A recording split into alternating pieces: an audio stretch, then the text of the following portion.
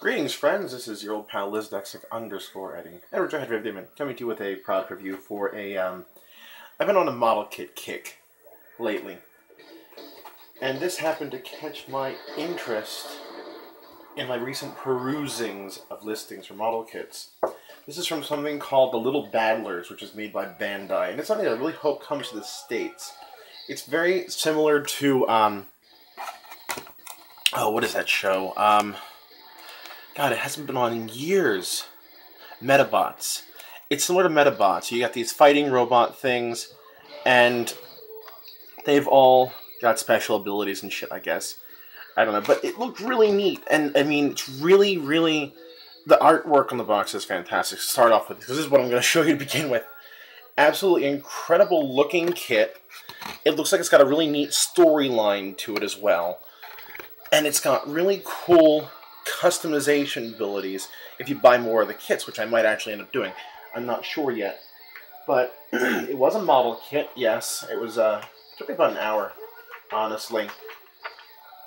I mean, there's a cape that I'm supposed to cut out. I'm not going to cut it out, though. I improvised with that. But, I mean, it was really a nice build. It took me about an hour to do.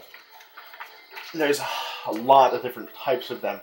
But this one right here is Little Battler LBX Elysion, and I like the build. It looks really nice.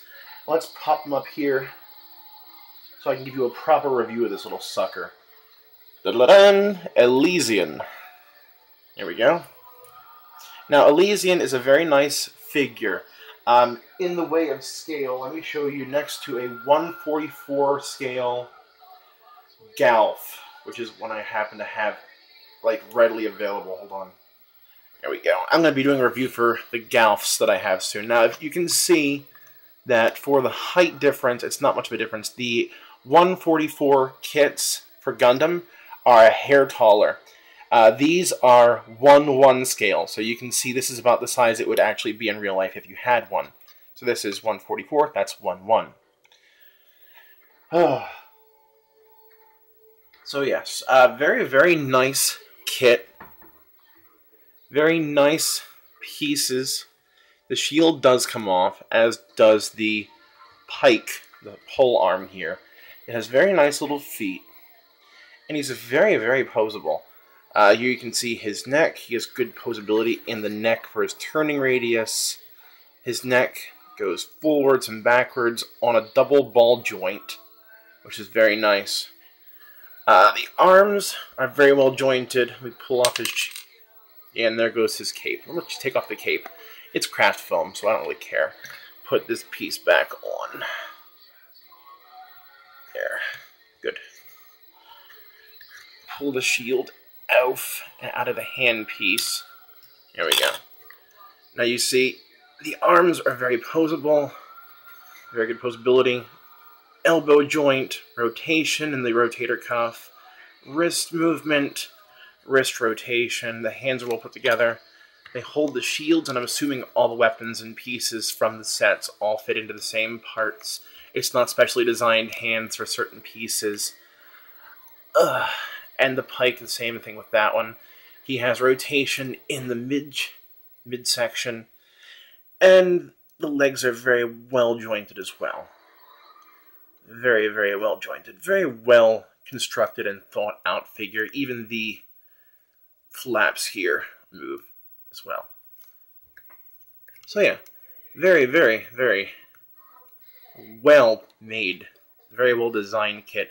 Now here's the gimmick that reminds me of Metabots.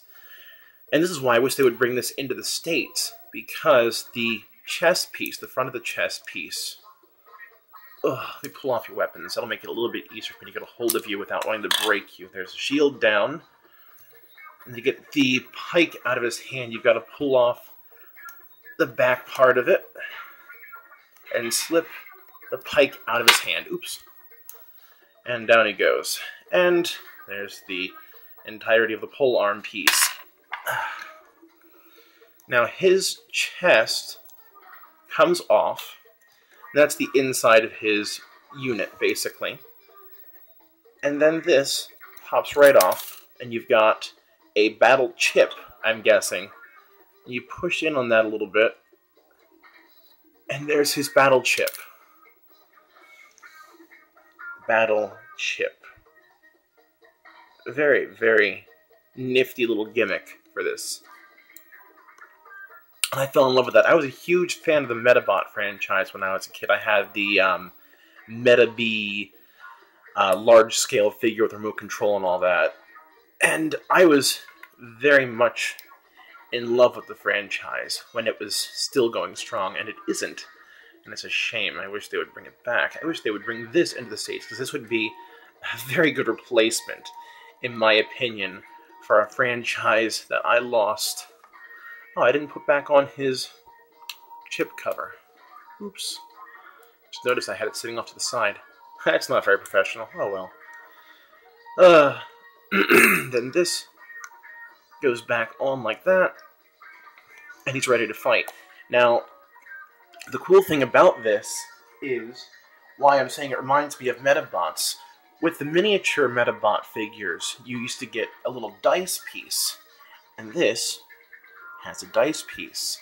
And it lists the attack, or I believe it's the attack of each piece throughout. Here again, for this, I can't really decipher much. Now, some of my Japanese YouTube friends might actually be able to figure this out. But you have to put the dice piece together, and I think it gives you information on how to play. I don't know what this is. This is for use in Japan only, so I don't know. But you can combine it with other parts and swap out the pieces on the die. So that way, you can play with basically almost any part you wanted to. And the die, it does roll. It does roll.